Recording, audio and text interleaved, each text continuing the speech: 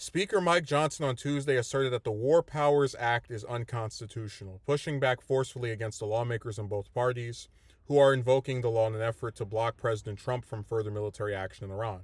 Johnson has already rejected calls to stage a vote on a bipartisan war powers resolution in the wake of Trump's decision to strike 3 Iranian nuclear facilities over the weekend, arguing that Congress's input is unnecessary. On Tuesday, he took that opportunity a long step forward, saying the War Powers Act, the 1973 law designed to limit the president's authority to wage unilateral war, defies the founders' designs for the commander-in-chief. Many respected constitutional experts argue that the War Powers Act is itself unconstitutional. I'm persuaded by that argument, Johnson told reporters in the Capitol. They think it's a violation of the Article 2 powers of the commander-in-chief. I think that's right. The comments are the strongest indication to date that Johnson, a close Trump ally, has no intention of trying to check the president's use of military forces, even amid the growing calls from bipartisan lawmakers to block further action in Iran without explicit congressional approval. Representatives Thomas Massie and Ro Khanna, Republican and Democrats from Kentucky and California, have led the charge for those limits, championing a resolution designed to force Trump to terminate the use of Pentagon force against Iran unless Congress sanctions the operations. Bucking Johnson, Massie has threatened to force a vote on the resolution if the threat of more strikes continues. You know, I try to be very consistent in my opposition to any of these different wars that they try to get us involved with. And I know that I often say that like a lot of Trump supporters and just Trump backers in Congress, right, the majority of the Republicans are spineless. They don't stand for anything except getting themselves reelected. But it's like, really think about this. Just let's take our minds out of the gutter here. You had a conflict where the United States, after Israel bombed Iran, we bombed them, and Iran responded, right, by attacking our bases.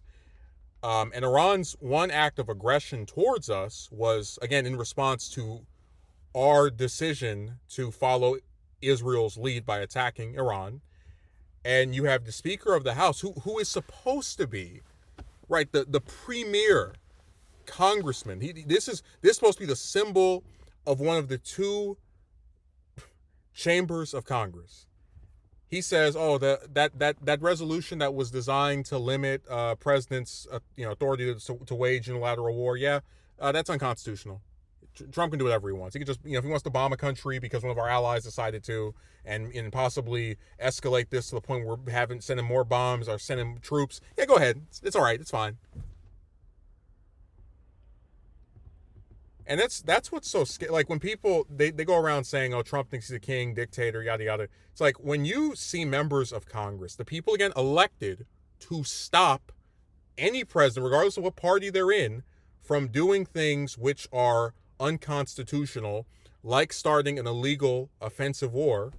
They go, this person has an R by their name, I have an R by my name, so I guess we'll just play it cool. And this is why I've always had a soft spot for Rand Paul and Thomas Massie. Even though I don't know what Rand's position on this is, but I can imagine he's against it. Because in most cases that I've seen, when there is at least some foreign entanglement, right, that we get involved with that was not, initiated by us, no one attacked us, they tend to be the main ones, at least on the Republican side, pushing consistently against war. And I guess I'm not too surprised, right? Because that's been the Republicans for the last 10 years of just, well, I guess 9 years because Trump won the nomination in 2016, but it's just bootlicking for him, defending everything he does. Very seldom do any of the members ever come out and say, "Hey, this is not right." And this stuff is dangerous because if you have a Congress that is willing to let the president do whatever he wants, even if they have the power to stop it, whether it's through their votes or, again, through the War Powers Act, you're going to see more bloodshed. And basically just Trump's emboldened to do whatever he wants. Just like when the Supreme Court, right, decided they couldn't prosecute presidents. It's the same thing. Everyone is going to bend over backwards to accommodate him. And we're all going to end up paying the price for their, just call it what it is, cowardice. It's pathetic.